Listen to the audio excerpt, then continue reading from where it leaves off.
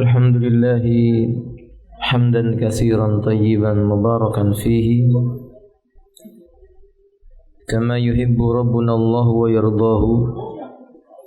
أشهد أن لا إله إلا الله وحده لا شريك له وأشهد أن محمدا عبده ورسوله. اللهم صل على محمد وعلى آله وأصحابه ومن سار على نهجه إلى يوم القيامة. أما بعد، قال الله عز وجل: يا أيها الذين آمنوا اتقوا الله حق تقاته ولا تموتن إلا وأنتم مسلمون. ثم أما بعد، فإن أصدق الحديث كتاب الله وخير الهدي هدي محمد صلى الله عليه وآله وسلم وشر الأمور محدثاتها فإن كل محدثة بدعة وكل بدعة ضلالة وكل ضلالة في النار. طيب، babun nahi anil ughlutat wal masail al araiyah. Tafadhali. Bab larangan mencampuri masalah-masalah ughlutoh dan araiyah. Allah Subhanahu wa taala berfirman yang artinya, katakanlah Muhammad, aku tidak meminta imbalan sedikitpun kepadamu atasnya dakwaku, dan aku bukanlah termasuk orang yang mengada-ngada. Surah Shad ayat 86. Diriwayatkan dari Sa'ad bin Abi Waqqas radhiyallahu an bahwa Rasulullah shallallahu alaihi wasallam bersabda, yang artinya, sesungguhnya orang Islam yang paling besar kejahatannya terhadap kaum muslimin adalah yang bertanya tentang sesuatu yang tidak diharamkan lalu menjadi haram gara-gara pertanyaannya. Nah, qala Syekh hafizallahu taala, Syekh menyebutkan babun nayu anil ughlutat. Ughlutat artinya lahiya su'abul masail. Ughlutat itu maknanya permasalahan-permasalahan yang jelimet, permasalahan-permasalahan yang sulit, yang membuat yang bertanya akan berat melakukan. Misalnya menanyakan sesuatu yang pada akhirnya yang tadinya tidak haram menjadi haram bagi dia. Akhirnya itu membuat dirinya menjadi berat. Namanya ughlutat. Kemudian apa? Al-araiyah. Al-araiyah itu maknanya hiyal masail allati lam taqa. Permasalahan yang belum pernah terjadi atau belum terjadi tapi ditanyakan hukumnya bagaimana. Wallati yaqulu fiha sa'il, biasanya orang itu bertanya seperti ini pertanyaannya, ara'aita in waqa'a dzalik wa huwa lam yaqa. Gimana menurut Ustadz, gimana menurut Tuan Guru, gimana menurut Pak Yai, bagaimana menurut Syekh, gimana menurut pendapatmu hukumnya perkara ini dan itu padahal belum terjadi. Atau misalnya kalau terjadi begini begitu gimana hukumnya? Sama kayak orang bertanya begini, Bu, kalau kita naik ke bulan sholatnya kayak apa ya? Menghadapnya kemana ya? Kan Ka'bahnya ada di bumi. Ini pertanyaan yang nggak terjadi. Wong dia juga nggak pernah ke bulan, kan begitu. Yang termasuk yang tidak perlu dipertanyakan oleh orang tersebut. Karena berbeda dengan para sahabat. Para sahabat ridwanullah alim jami'an, mereka itu menanyakan sesuatu perkara yang bermanfaat. Pernah datang kepada Nabi SAW seseorang yang berkata, wahai Rasulullah, kapan datangnya kiamat? Nabi tidak menjawab datangnya hari ini, tanggal sekian, tidak. Apa jawaban Nabi? Nabi katakan, apa yang sudah kamu persiapkan kalau kiamat itu akan datang? Kalau kiamat itu nanti datang. Karena apa? Karena kiamat pasti datang. Mau kapanpun datangnya, dia tidak akan mungkin menyelisih ketetapan Rabb-Nya. Cuma yang lebih penting daripada itu adalah apa yang sudah dipersiapkan untuk datangnya apa? kiamat. Itu tanda kecerdasan Nabi dalam menjawab sebuah pertanyaan. Dalil tentang masalah ini, tentang larangan dari al-ughlutah, bertanya sesuatu yang akhirnya memberatkan dirinya sendiri, wal masailul araiyah, atau menanyakan kejadian-kejadian yang belum pernah terjadi, kejadian-kejadian yang tidak terjadi atau belum terjadi. Qala ta'ala, kata Allah Subhanahu wa taala, qul ma as'alukum alaihi min ajrin wa ma ana minal mutakallifin. Katakanlah hai Muhammad, aku ini tidak meminta ganjaran sedikit pun kepada engkau. Artinya aku ini dakwah kepada kalian. Aku ini mendakwai kalian, maksud saya, ngajak kepada Allah Ta'ala supaya masuk dalam surga itu. Aku enggak minta balasan apa-apa. Qul ma as'alukum alaihi min ajrin. Katakan, aku enggak minta sama kalian ganjaran, enggak minta digaji, enggak minta diberi uang, enggak minta diberi dinar, dirham, makanan, kurma, enggak, aku enggak minta. Wa ma ana minal mutakallifin, dan aku juga bukan orang yang mengada-ngada, maksudnya membebani diri. Takalluf, bersikap mempersulit diri, bukan. Aku bukan orang yang suka mempersulit diri, membebani diri, mengada-ngadakan yang tidak Allah Subhanahu wa taala diperintahkan kepada aku. Ayat ini menjelaskan kita dilarang bersikap takalluf, memberatkan diri sendiri. Kita dilarang seperti ini. Seperti ibu-ibu misalnya datang ayat yang menjelaskan tentang jilbab. Diterangkan oleh Nabi sallallahu alaihi wasallam, jilbab itu luas, tebal, tidak menyerupai pakaian orang-orang musyrikah. Lalu ibu-ibu tiba-tiba bertanya, "Ustaz, warnanya apa?" Padahal mau warna hijau, biru, pada asalnya kalau dia nggak bertanya boleh saja. Akhirnya ustadznya mengatakan lebih afdol yang warna gelap. Ditanya lagi, gelap itu yang mana ustadz? Ada hijau, hitam atau biru? Akhirnya ustadznya berkata yang hitam. Dia bertanya lagi, ustadz kalau hitamnya keabu-abuan bagaimana? Kata ustadznya hitam pekat. Makin berat akhirnya. Kemudian bertanya lagi, ustadz kalau gitu modelnya yang seperti apa? Wajah yang harus ditutup yang mana Ustaz? Padahal kan udah jelas. Kan jilbab harus menutup aurat Ustaz. Yang bukan aurat itu kan wajah dan telapak tangan para ulama. Nah ini wajah ini yang mana nih Ustaz? Batasannya mana? Diterangkan sama Ustaznya. Kalau gitu Ustaz, dagu masuk. Dijawab sama Ustaznya, iya. Kalau kita misalnya geser dikit dosa Ustaz, iya. Berat akhirnya bagi orang tersebut. Coba kalau seandainya dia udah memahami, oh iya wajah, sudah selesai masalahnya. Dan dia tidak dibebani sesuatu yang di luar pengetahuannya. Makanya Allah katakan kepada nabinya agar nabi berkata, wa ma ana minal mutakallifin. Aku bukan termasuk golongan orang yang memperberat diriku, mengada-ngadakan sesuatu yang membuat aku berat. Bukan, aku bukan termasuk orang seperti itu. Fahimton? Fahamin umat? Ini bisa dipraktekkan dalam semua bentuk sendi kebaikan. Kalau misalnya ibu suaminya berkata, "Mi, masak sayur lodeh." Ya udah masak, jangan ditanya, "Bi, sayur lodehnya campurannya apa?" Nanti abinya ngasih tahu. Ya campur tempe, campur kacang panjang, campur telur, campur udang ebi. Kalau nggak ada udang ebi, Bi, ganti sama ikan tongkol. Kalau ikan tongkolnya mahal, Bi, ngomong aja nggak mau masak begitu. Maka umat azanillahu ayyakum, ini menandakan apa? Bahwa takalluf itu dilarang dalam syariatnya Allah Subhanahu wa taala.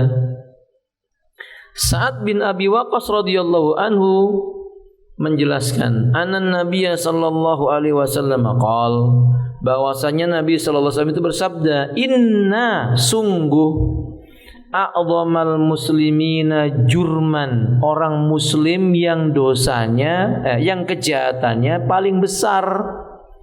Muslim tapi punya kejahatannya besar terhadap muslim yang lainnya.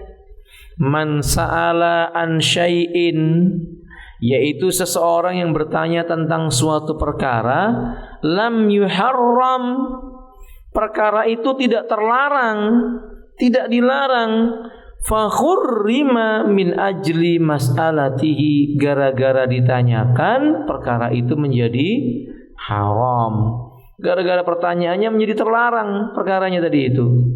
Hadza masyaallah la quwwata illa billah. Maka kita katakan dalam sini, umat azlu ayakum, muslimah harus cerdas ketika bertanya. Jangan sampai pertanyaan itu memberatkan dirinya sendiri.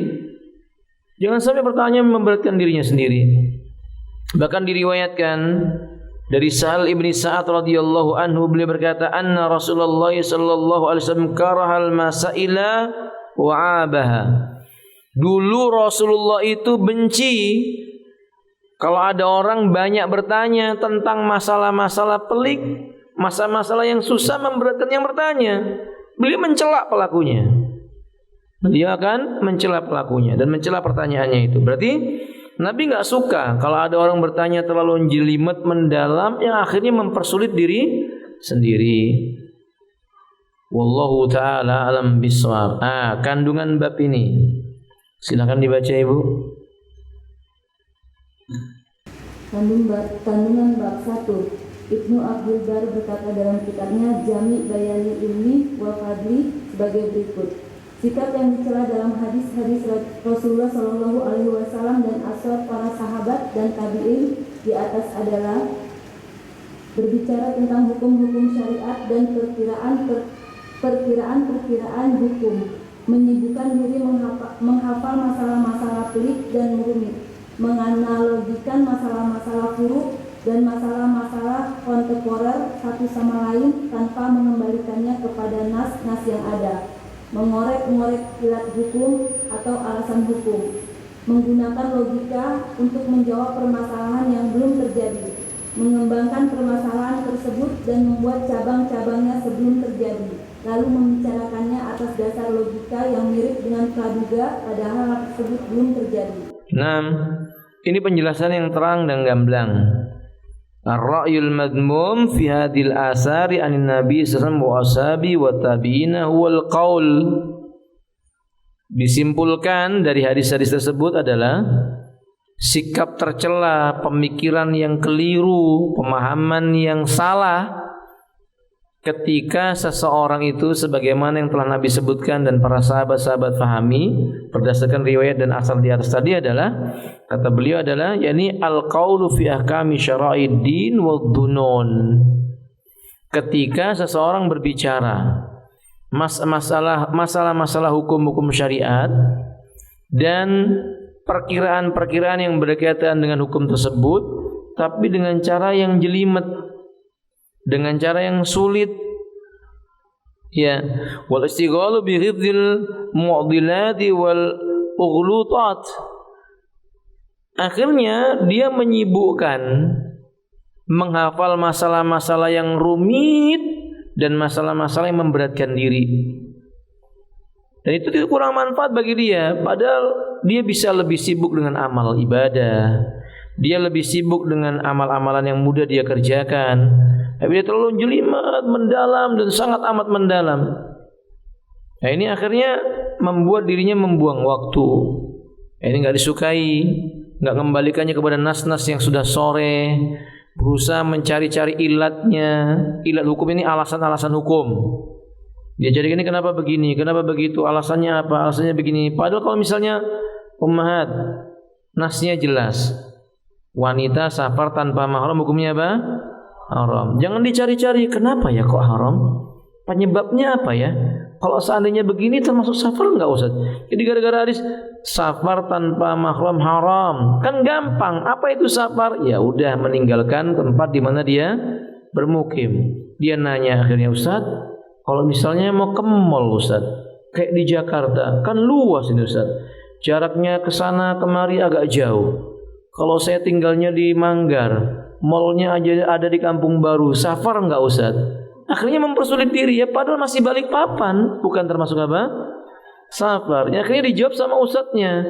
Nah, nanti timbul fitnah enggak? Timbul fitnah Ustaz. Ya sudah, jangan pergi ke sana. Berat akhirnya ukhti. Ini hal-hal yang menyebabkan mereka membebani dirinya sendiri, kata beliau, dan ini keliru. Qalu, mereka mengatakan wa fil istighali bihada wal istighraqi fi ta'til sunani wal ba'si ala hamliha. Akibat menyibukkan diri dengan masalah-masalah seperti itu dan berdalam-dalam diri ke dalam permasalahan-permasalahan seperti itu, ini menyebabkan apa? Sunnah-sunnah diabaikan. Sunnah-sunnah yang mudah dikerjakan ditinggalkan. itu mendorong dirinya untuk meninggalkan perkara-perkara yang justru mudah dia kerjakan. Akhirnya apa? Futur. Karena merasa agama ini apa? Susah. Dia tidak dia pikirkan kecuali hal-hal yang rumit saja, Saya buat contoh misalnya umat, masalah wanita memakai apa? Cadar. Sampai divideokan tutorial cara makan ketika pakai itu, kan jelimet, ruwet, mumet, bikin repot diri sendiri. Ya makan itu kan mudah. Akhwat pakai cadar. Makan bagaimana kalau makannya dibuka cadarnya? Ketika makan, kenapa susah-susah? Kalau ada laki-laki bungkus pulang, bawa pulang, makan. Selesai, nggak repot. Ini enggak, yang caranya begini, masukkan ini ke sini, diangkat sedikit seperti ini. La haula wala quwwata illa billah. Kalau ditanya mana dalilnya, nggak tahu. Mana hujahnya, nggak ngerti. Lalu dari mana ijtihad sendiri? Memang ente ulama. Ini akibat apa? Umat a'azzallahu. Itu tadi takalluf. Akibat takalluf, menyulitkan dirinya sendiri. Nah, yang seperti ini membuat dia menjadi sulit, membuat dia menjadi repot. Allahul musta'an. Hada umat a'azzallahu wa iyyakum. Akhirnya meninggalkan perkara-perkara yang mudah. Wa tarkul wuquf ala ma yalzimul wuquf alaihi minha. Enggak mau mengambil sikap tawakuf di mana yang seharusnya dia tawakuf, enggak usah berdalam-dalam. Kan itu tugasnya para ulama, nunggu fatwa para ulama misalnya demikian. Ya akhirnya apa yang terjadi? Wa min kitabillahi azza wa jalla wa ma'anihi. Dia berdalam-dalam justru tidak menyebabkan dia mengamalkan apa yang terdapat dalam kitabullah itu sendiri. Dan makna-maknanya yang sibuk dengan memperdalam ini, kalimat ini maksudnya gini, maksudnya begitu, malah nggak diamalkan. Ini salah. Beda dengan para sahabat, turun ayat tentang jilbab, sudah langsung perintah jilbab, nggak pikir panjang, nggak nanya dulu, ntar jilbabnya yang kayak apa nih? Model lilit leher atau lilit kepala, kan begitu?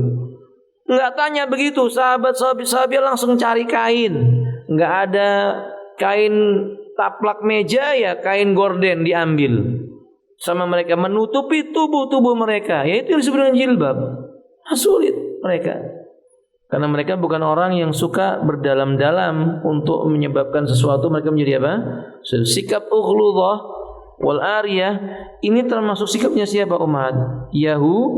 Yahudi kan senangnya begitu, memperdalam sesuatu, menyulitkan diri sendiri, itu Yahudi. Nah kaum muslimin tidak. Kaum muslimin mudah laksanakan. Begitu ternyata misalnya ketika dia melaksanakan ada ayat lain yang menjelaskan lebih rinci lagi, baru dia kerjakan. Dia dikerjakan yang mudah dia mampu kerjakan. Ada wallahu alam bishawab. Faedah kedua, Ibu. Kedua, Al-Hafiz Ibnu Hajar Al-Asqalani berkata dalam kitab Fathul Bari sebagai berikut. Sejumlah alim ulama mengatakan kesimpulannya adalah pembahasan masalah-masalah yang belum ditemukan nas yang membicarakannya terbagi menjadi dua bagian. Nah, garis atasnya dulu. Garis atas kalimat yang beliau mengatakan qala ba'dul a'immah. Sebagian para imam mengatakan wa tahqiqu fi dzalika. Wa tahqiqu fi dzalika annal bahsa amma la yujadu fi nassun ala qismaini. Yang benar untuk menegaskan pembahasan-pembahasan yang belum dijumpai nas atau belum terjadi kejadiannya itu terbagi menjadi dua. Jadi suatu perkara yang dibahas di mana pembahasannya belum terjadi, nas belum dijumpai, ini ada dua keadaan. Kita baca yang pertama. Pertama, pembahasan tentang kedudukan masalah tersebut ditinjau dari implikasi nas yang ada dengan berbagai bentuknya. Pembahasan seperti ini diperlukan dan tidaklah terlarang. Bahkan bisa jadi wajib bagi para alim mujtahid yang berkewajiban untuk itu. Nah, ini misalnya saya katakan kata beliau ayyabhasa an dukhulihi fi dalalatin nassi. Pembahasan yang pertama, pembahasan yang berkaitan dengan permasalahan-permasalahan di mana dalil-dalilnya dengan berbagai macam-macam yang terdapat di dalamnya itu butuh penelitian kembali. butuh diulang-ulang, ini diperbolehkan. Terutama ketika nas itu difahami dengan pemahaman yang berbeda-beda. Ini butuh pendalaman. Misalnya firman Allah Subhanahu wa taala, la yamassuhu illal mutahharun. Tidak menyentuhnya kecuali al-mutahharun. Nah, ini ada pembahasan yang rinci. Ini maksudnya apa ini? Tidak menyentuhnya ini nya di sini siapa? Dhamirhu di sini siapa? Al-Qur'an. Al-Qur'an yang mana ini? Al-Qur'an yang di Lauhul Mahfuz atau Al-Qur'an yang di dunia ini? Al-mutahharun ini siapa? Yang disucikan ini siapa? Apakah manusia itu mutahharun atau mutatahhirun? Ya, ini namanya memperdalam karena memang dibutuhkan. Makanya beliau mengatakan dalam kondisi seperti ini wa rubbama kana fardhon, kadangkala hukum memperdalam pembahasan kayak begini wajib. Yani ala man ta'ayyana alai minal mujtahidin, bagi orang yang mampu melakukannya karena masuk dalam kategori orang yang berijtihad. Bab seperti ini maka ya harus dibahas dalam supaya hasilnya itu tepat ijtihadnya. Hada wallahu alam. Sekarang yang kedua, Iqra. Kedua, meneliti lebih dalam bentuk-bentuk persamaan dan perbedaan, sehingga membedakan dua perkara yang sejenis dengan alasan yang tidak muktabar dalam pandangan syariat, padahal terdapat sifat yang menyamakan keduanya, atau sebaliknya, menyamakan dua perkara yang berbeda dengan alasan adanya sifat yang tidak muktabar. Misalnya, inilah yang dicela oleh ulama salaf, dan inilah yang dimaksud dalam hadis marfu dari Abdullah bin Mas'ud radhiyallahu anhu yang berbunyi, celakalah orang-orang yang melewati batas. Oleh Muslim. Yang kedua, yakni jenis meneliti sesuatu bentuk yang sebenarnya secara zahir mudah difahami, tapi kemudian dicari-cari cara bagaimana, kenapa disamakan, kenapa ini diserupakan, jelimet, menghabiskan waktu buat itu. Misalnya beras sama kurma, sama-sama apa Beras sama kurma, sama jagung, sama gandum, sama-sama apa? Makanan pokok. Tapi ada yang jelimet, boleh nggak menyamakan beras dengan kurma? Kan tumbuhnya beda.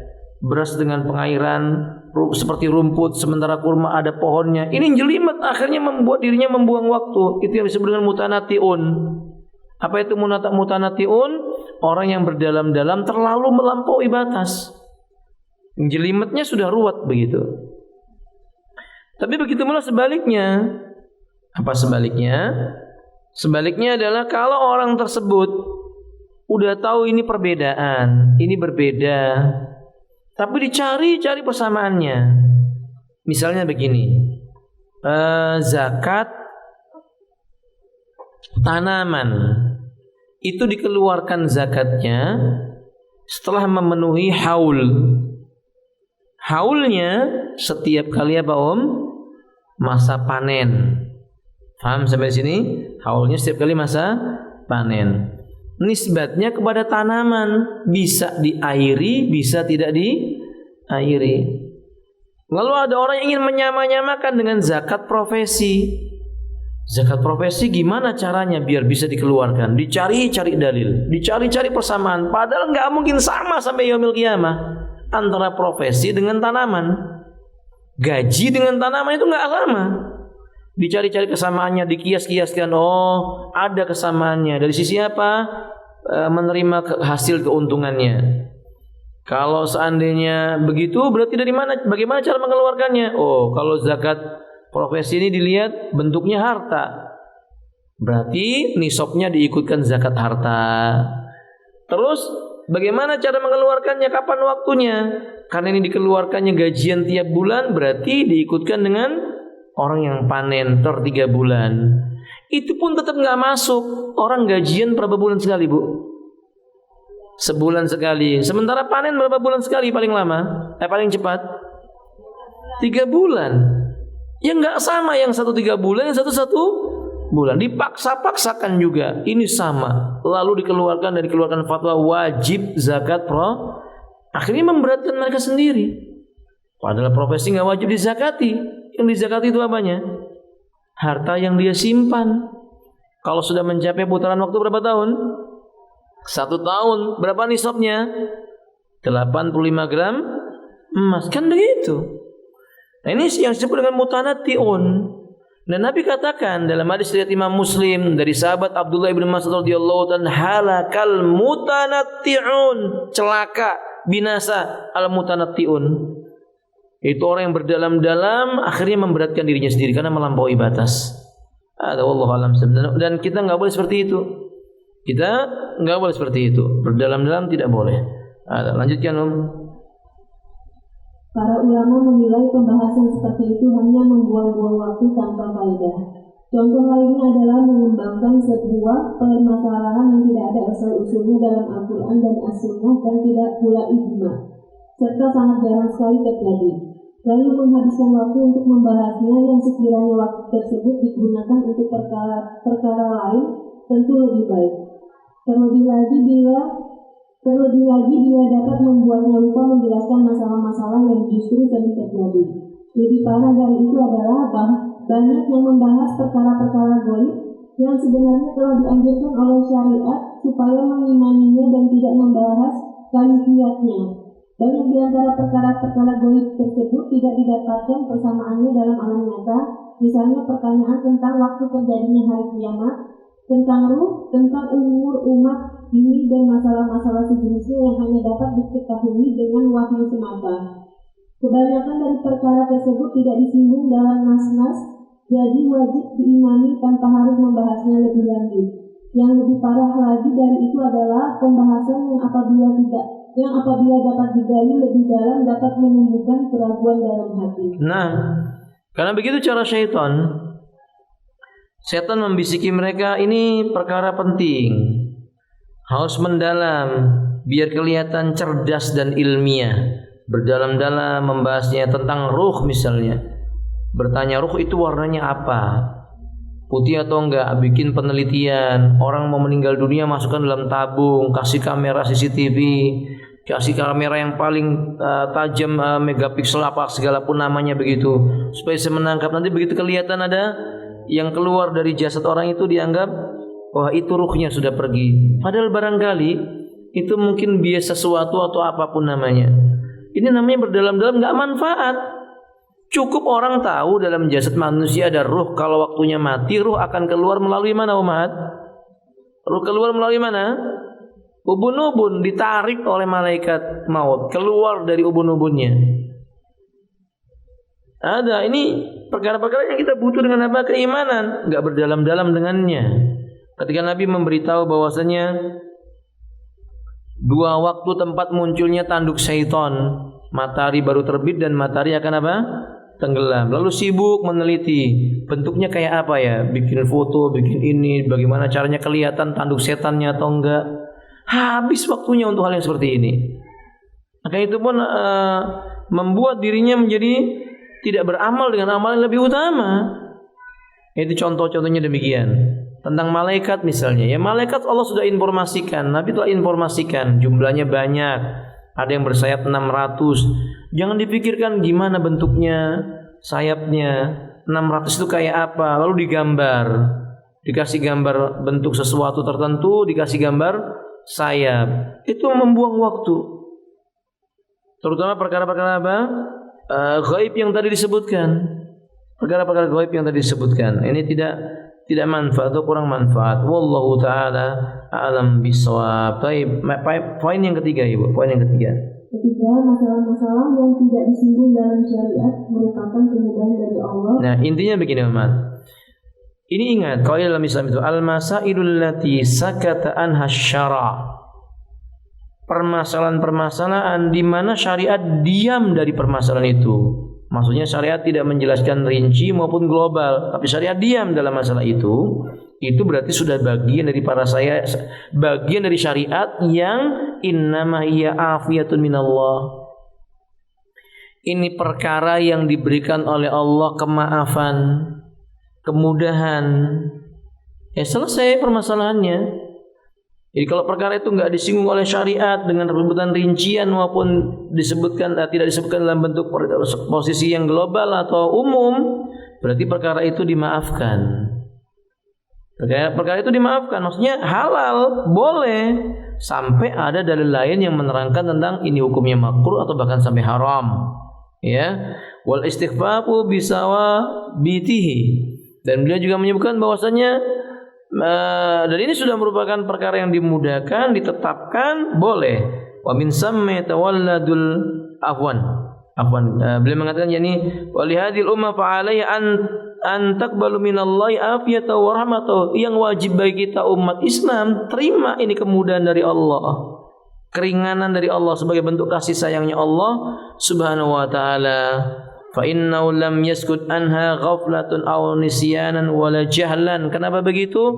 Karena kita tahu Allah tidak mungkin lengah, Allah tidak mungkin lupa, Allah tidak mungkin tidak tahu, tapi Allah tidak sebutkan hal itu agar umat ini tahu itu kemudahan dari Allah. Maka Allah katakan wa ma kana rabbuka nasiya. Rabbmu itu bukan zat yang apa? Yang lupa. Rabbmu itu bukan zat yang lupa. Seperti misalnya kalau ada orang bertanya, "Ustaz, apakah disunahkan pakai sendal?" Iya, sunnah pakai sendal. Udah jangan dibahas lagi sendal yang kayak apa. Karena enggak ada rincian dari syariat. Sendalnya harus bentuknya begini. Paham? Nah, kecuali nanti datang nas yang lain menerangkan seperti tidak boleh membuat kerusakan bagi diri sendiri.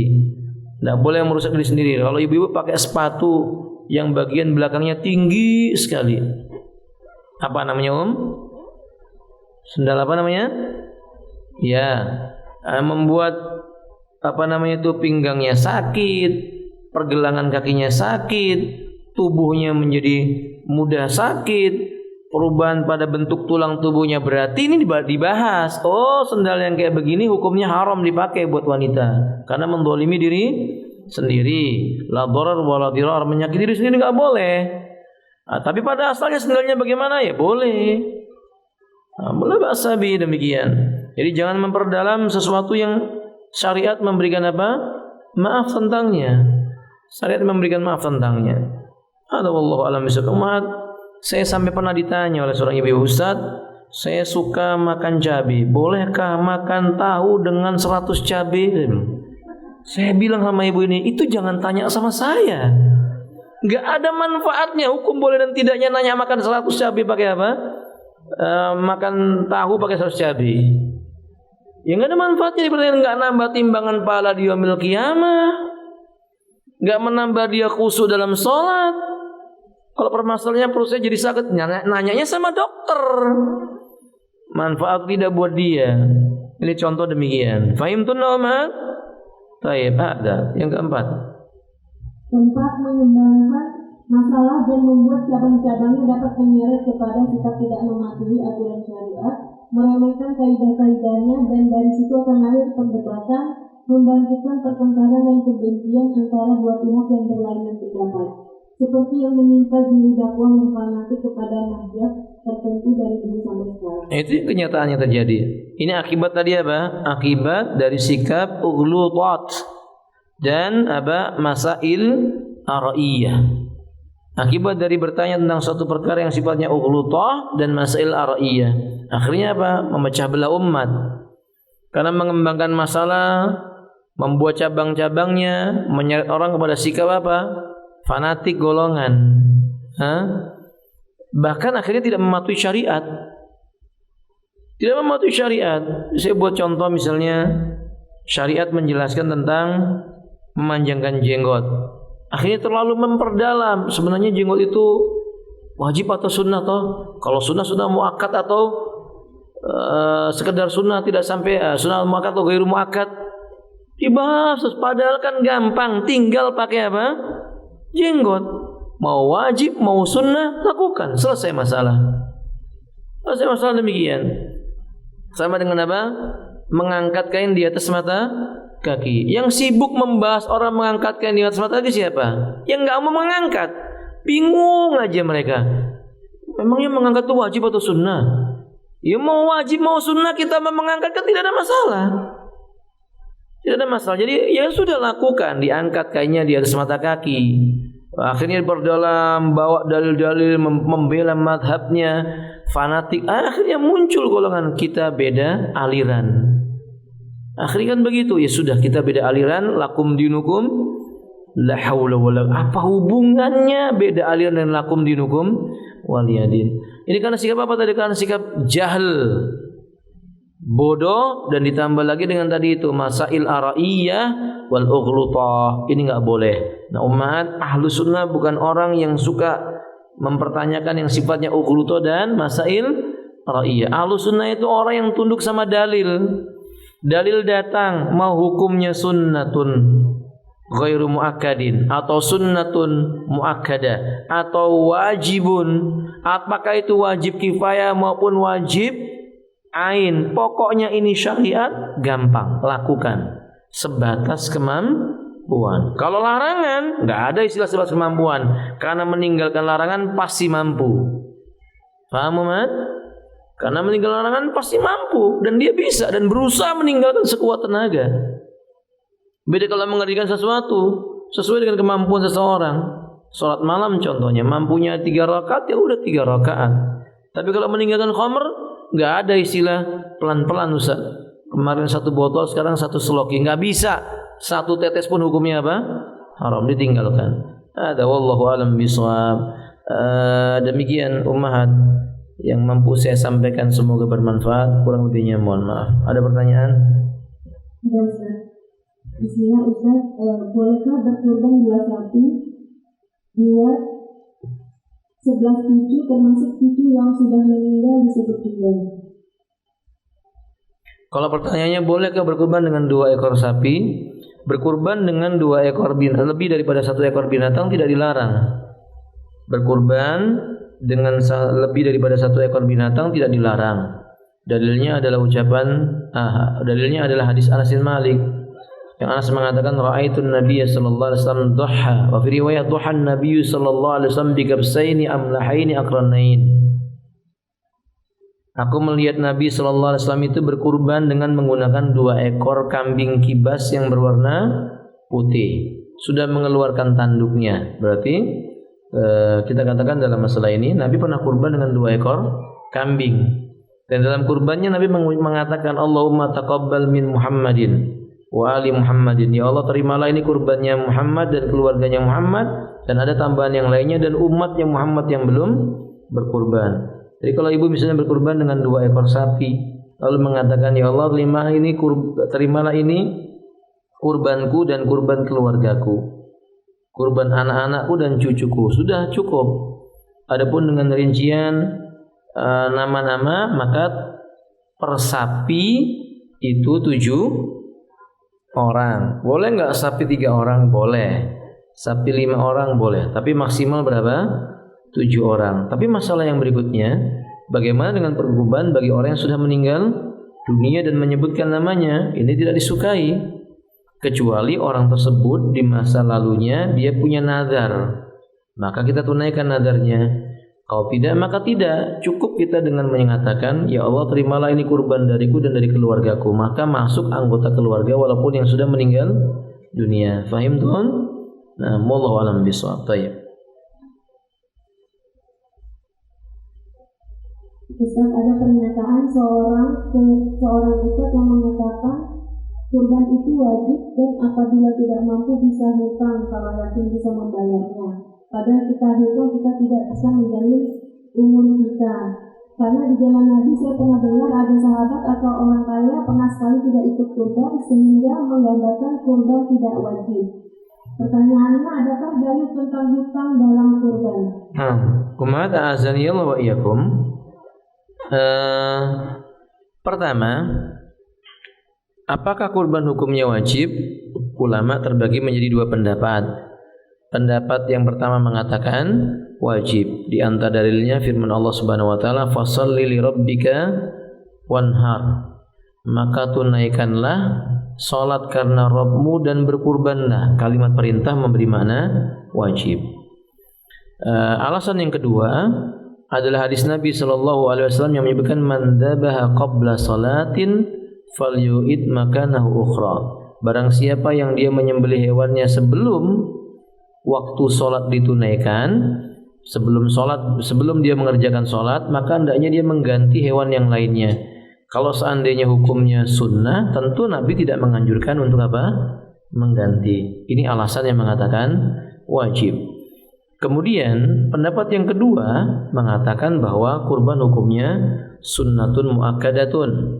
Alasan yang mengatakan sunnah muakkadah adalah hadis Nabi SAW, idza dakhalat al-asru, apabila 10 hari pertama bulan Dzulhijjah telah datang, wa arada ahadukum ayyudhi, seorang di antara kalian lalu dia ingin berkurban. Lafaz kalimat ingin menandakan kalau dia tidak ingin tidak mengapa.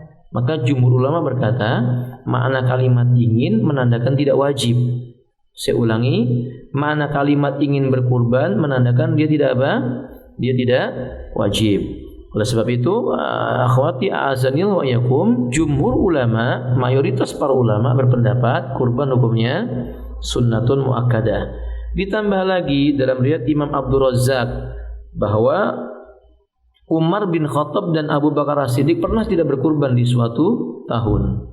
Malah ada sahabat yang bernama Abu Mas'ud radhiyallahu ta'ala, bukan Abdullah bin Mas'ud tapi Abu Mas'ud Al-Ansari radhiyallahu ta'ala. Dia mengatakan bahwasanya tahun ini aku tidak berkurban karena aku khawatir. Tahun ini aku tidak berkurban padahal aku dalam keadaan kaya. Wa innila musirun, kata beliau. Makhafatan, semata-mata aku khawatir. Apa kekhawatiran beliau? Anggapan tetanggaku aku itu wajib kurban. Berarti riwayat ini menjelaskan bahwasanya kalau seandainya wajib, tidak mungkin Abu Mas'ud tidak melaksanakan kewajiban itu. Sehingga jumhur berpendapat sunnatun muakkadatun. Ala kulli hal, ukhti muslimah, hukum tentang wajib dan sunnah jangan diperluas. Yang kita sepakati adalah berkurban disyariatkan. Entah hukumnya wajib, entah hukumnya sunnah. Jika Anda punya kemampuan, tidak selayaknya meninggalkan kurban, karena kurban itu setahun sekali. Belum tentu di tahun yang akan datang kita masih hidup. Barangkali kurban itu bisa menjadi hujah yang membela kita di yaumil qiyamah. Fahim don? Sampai di sini paham? Taib. Kemudian yang jadi pertanyaannya, apakah boleh berkurban dengan cara berhutang? Sebagian para ulama menyukai kalau seseorang itu punya keyakinan bisa membayar hutang, minimal ada jaminan maksudnya. Jadi dia punya sepeda motor misalnya, harganya 20 juta. Kambing harganya cuma berapa? 3 juta. Atau anggaplah 2,5 juta udah dapat. Yang dia yakin nanti insya Allah kalau dia jual motornya dia bisa bayar. Atau kalau dia meninggal dunia, motor itu akan dijual oleh ahli warisnya, bisa digunakan buat membayar apa? Hutangnya sebelum dibagi secara warisan. Maka dia boleh berhutang. Sehingga sebagian ulama-ulama Ahlussunnah menyebutkan disukai mereka-mereka yang memiliki kemampuan untuk membayar hutangnya itu berhutang, karena besarnya keutamaan berkurban. Karena besarnya keutamaan berkurban. Maka dengan demikian, ikhwati asma'iyakum, ijtihad para ulama, sebagian berpendapat kalau memang ada jaminan untuk bisa bayar hutang, hutang lebih baik untuk berkurban. Tapi hal yang penting diketahui, jika tidak punya jaminan, jangan berhutang. Jangan membebani diri sendiri. Makan aja sehari 3 kali berat, tiba-tiba berhutang untuk berkurban. Maka itu namanya tidak menyayangi diri. Allah mengatakan, innallaha kana bikum rahimah. Sesungguhnya Allah terhadapmu dia menyayangi. Jalan keluarnya bagaimana? Punya niatan kurban. Kalau suatu saat saya punya harta yang cukup, insya Allah saya akan berkurban. Maka niat ini Nabi katakan, innahum yub'asu yaumal qiyamati ala niyatihim. Mereka akan dibangkitkan di hari kiamat sesuai dengan niat yang tersimpan di dalam hatinya. Inilah kemuliaan Islam. Wallahu a'lam bishawab. Taib kadzalik. Assalam. Anak-anak yatim dan sering dipanggil ke panti, kadang diundang buat tahlilan atau ulang tahun dan diberi uang atau bingkisan. Apa anak berdosa Ustadz, dan uang yang anak-anak dapat itu buat bayar sekolah? Mohon penjelasannya. Apa anak-anak tidak boleh ikut di panti lagi? Jangan, anaknya dinasihati. Jangan mencari sesuatu karena kesulitan yang menimpa dengan jalan yang menyelisihi sunnahnya Nabi SAW, karena ancamannya besar. Falyahdharil ladzina yukhalifuna an amri an tusibahum fitnah aw yusibahum adzabun alim. Hendaknya merasa khawatir orang yang terbiasa menyelisih sunnahnya Nabi itu, kalau Allah timpakan baginya fitnah atau Allah akan timpakan baginya adab yang pedih. Sabar tentang kemiskinan. Lihat, Nabi kita mengatakan ma akhsha alaikumul faqr. Aku tidak khawatir kalau kefakiran menimpa kalian. Tapi apa yang Nabi khawatirkan? Walakin akhsha, yang ku khawatirkan itu idza futihat abwabud dunya alaikum. Kalau pintu-pintu dunia dibukakan oleh Allah atas kalian. Atau kama qala alaihi salatu wasalam. Jadi kami katakan kepada ukhti dalam masalah ini, anaknya jangan diizinkan, beritahu tata cara itu menyelisih sunnah. Ulang tahun kan bukan syariat Allah. Bahkan ini kebiasaan orang-orang Nasrani, menyelisih mereka hukumnya wajib. Kasihan dia ingin makan dan sebagainya dan sebagainya. Maka ini kewajiban bagi kita kaum muslimin yang mengenal sunnah. Ibu-ibu, kami menganjurkan kepada ibu-ibu menggalang dana, mengumpulkan harta di pengajian Nadita ini khusus untuk membantu anak-anak yatim. Bantu mereka saudara kita, agar mereka mengenal sunnah dengan baik dan merasa tentram di dalam sunnah, meringankan beban mereka. Dan ajarkan kepada anak-anak kita nggak akan mati insya Allah karena sebab tidak makan satu hari, faham? Tapi kita akan mati sia-sia makan satu hari dengan sesuatu yang menyelisih syariatnya Allah Ta'ala. Wallahu a'lam bishawab. Saya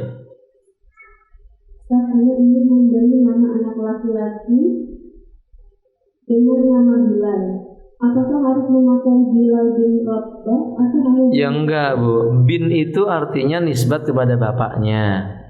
Jadi kalau anak ibu itu namanya Bilal, suaminya ibu namanya Ahmad, jangan dikasih nama Bilal bin Rabbah. Suaminya marah nanti. Ini Rabbah siapa ini kan gitu. Nanya nanti ke ibu-ibu. Ya kasih nama lah Bilal bin Ahmad. Kasih nama Bilal bin Ahmad, jangan kasih nama Bilal bin Rabbah. Atau mungkin ibu mau memberi nama anaknya Zaid, tapi pernah dengar namanya Zaid bin Sabit. Kebetulan tetangga Anda namanya Sabit, repot nanti. Nama anaknya siapa? Zaid bin Sabit. Lu suami Anda namanya siapa? Nama suami saya namanya Muslim. Ya, keliru, harusnya Zaid bin Muslim. Fahim tun? Nah, jadi bin itu nisbat kepada siapa, Bu? Ayah dari si anak tersebut. Ada, wallahu a'lam bishawab. Bismillah Ustaz, saya usia sudah 60-an tahun dan sampah sendiri, bagaimana Ustaz? Alasannya karena ibu anak. Jadi anak sebagai anak membiayai ibu anak untuk ke tempat anak. Salah, anaknya nggak punya adab. Maaf kalau kalimatnya begini. Orang sudah tua suruh berangkat sendirian. Di mana etikanya kepada orang tua? Kita masih kecil bersama orang tua, sampai ia bungkuk, orang tua tetap diminta datang. Keliru. Anti, ukhti ditanya sama Allah. Allah mengatakan memerintahkan kita untuk washkuruli wali walidaik, berterima kasihlah kamu kepadaku, yakni kepada Allah, dan berterima kasihlah kamu kepada siapa? Ibumu. Ya datang. Apa beratnya seorang anak yang punggungnya lebih kuat, langkah kakinya lebih panjang, pandangan matanya lebih jauh, hartanya lebih banyak, ia datang berangkat menjumpai ibunya yang sudah 60 tahun. Yang benar itu. Ia pulang jumpai ibunya, tidur di samping ibunya, membisikkan kalimat terima kasih kepadanya telah memelihara dia dengan pertolongan Allah Ta'ala, semoga memberkahinya, menyuapkan sesuap makanan ke mulutnya, tersenyum di hadapannya walaupun kita punya permasalahan, tidak menampakkan kesedihan di hadapannya. Itu yang dilakukan, bukan ibunya dipanggil berangkat ke sebuah tempat. Ukhti, ibu itu sesusah apapun, wallahi, jika dia lumpuh pun kita minta datang, dia akan datang. Tapi kita nggak punya adab. Kita nggak punya adab kepada orang tua. Kita malu sama Allah. Ana mau nanya sama ibu-ibu, kalau suatu saat ibu-ibu ini nih usianya 60 tahun, kemudian anaknya memberi mie, saya kasih pesawat terbang nih, berangkat nih ke New York, mau nggak Bu? Mau nggak? Ya ibu akan berusaha untuk mau walaupun hatinya sakit. Ini anakku punya adab apa enggak? Tapi kan ibu cinta sama anak, berangkat. Itu ingat, itu perjuangan seorang wanita. Faham? Tapi kami katakan dalam masalah ini nggak boleh. Bolehkah seperti itu? Ustaz, ini maunya ibunya. Nggak boleh. Ibunya nggak boleh safar. Udah 60 tahun Ustaz. Siapa pula yang mau? Fitnahnya itu loh Siapa nanti yang akan mengurusnya kalau di perjalanan dia punya masalah? Mungkin sesak napas, mungkin mengangkat barangnya dia nggak mampu, mungkin dia lupa arah jalan, mungkin anaknya menjemput di bandara terlambat 3 jam. Siapa yang akan membantu dia? Minta tolong ke orang lain? Maka kita menjadi orang yang suka menyandarkan urusan kepada orang lain. Zalim. Kita nggak boleh seperti itu. Kita nggak menyayangi diri kita sendiri.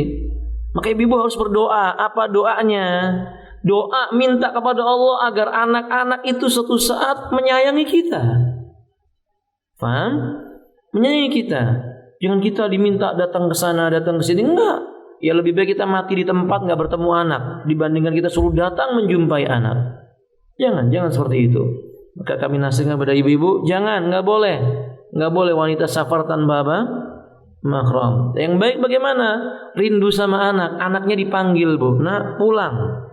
Kalau anaknya mengatakan, Mi ini ada pekerjaan, keluar dari pekerjaan. Umi rindu. Keluar dari pekerjaan, karena itu haknya ibu. Kalau anaknya mengatakan, enggak Mi ini kan penting Mi masalah ini, nasihati dia. Kamu dulu keluar nggak punya pekerjaan tetap hidup. Dan Umi jamin kamu tetap hidup nggak punya pekerjaan insya Allah. Suruh pulang. Suruh jemput ibu berangkat menuju ke tempat apa? Rumahnya dia.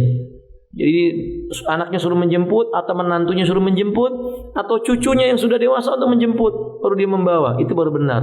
Tapi kalau ibu dikasih uang kemudian berangkat, Allahul Musta'an. Pertama, ibu tidak menyayangi diri ibu sendiri, padahal Allah mengatakan innallaha kana bikum rahima. Kedua, ibu tidak mendidik anak untuk berbuat bakti kepada kedua orang tua, dan itu kerugian yang besar. Na'udzubillah summa na'udzubillah min dzalik. Taib hada. Saya mau bertanya, apa hukumnya menerima hadiah dari pegawai pajak atau bea cukai baik berupa makanan maupun barang? Diterima. Karena pada asalnya makanan yang diberikan oleh seseorang itu hukumnya apa? Halal. Dan kita berhusnudzon tentang orang yang bekerja di tempat ini, bekerja di tempat itu. Husnudzon kita dia mendapatkan dari sesuatu yang halal, bukan hanya dari pekerjaannya. Ini husnudzon. Kecuali ya kita tahu dia terima gaji, kemudian dia berkata aneh bergajian, ini hadiah buat enta. Maka apa yang dilakukan? Diterima sembari memberikan wasiat, memberikan nasihat di lain waktu. Diterima, disimpan, tidak dipergunakan. Digunakan untuk hal-hal yang sifatnya umum. Ustaz, ini kalau bentuknya makanan bagaimana Ustaz? Kan nggak memungkinkan kita memakannya karena ini saya gajian, saya beli roti bolu buat kamu nih. Apa yang harus kita lakukan? Berikan kepada orang yang sangat amat miskin yang tidak pernah makan atau dia tidak pernah merasakan makanan itu. Berikan kepadanya. Insya Allah itu termasuk perkara yang kudur syar'i. Tapi diterima untuk kemaslahatan. Nah, kalau ibu tolak, kalau ibu mengatakan ini afwan, saya nggak bisa makan makanan Anda. Terjadi firaq, perpecahan. Padahal barangkali orang ini awam dan belum tahu tentang hukum bekerja di tempat seperti itu. Fahim tuan? Wallahu a'lam bishawab. Baik, ummahat sampai di sini. Mudah-mudahan bermanfaat, kurang lebihnya mohon maaf. Akhiru da'wana alhamdulillahirabbil alamin, subhanakallahumma bihamdik, asyhadu an la ilaha illa anta, astaghfiruka wa atubu ilaik. Assalamualaikum warahmatullahi wabarakatuh.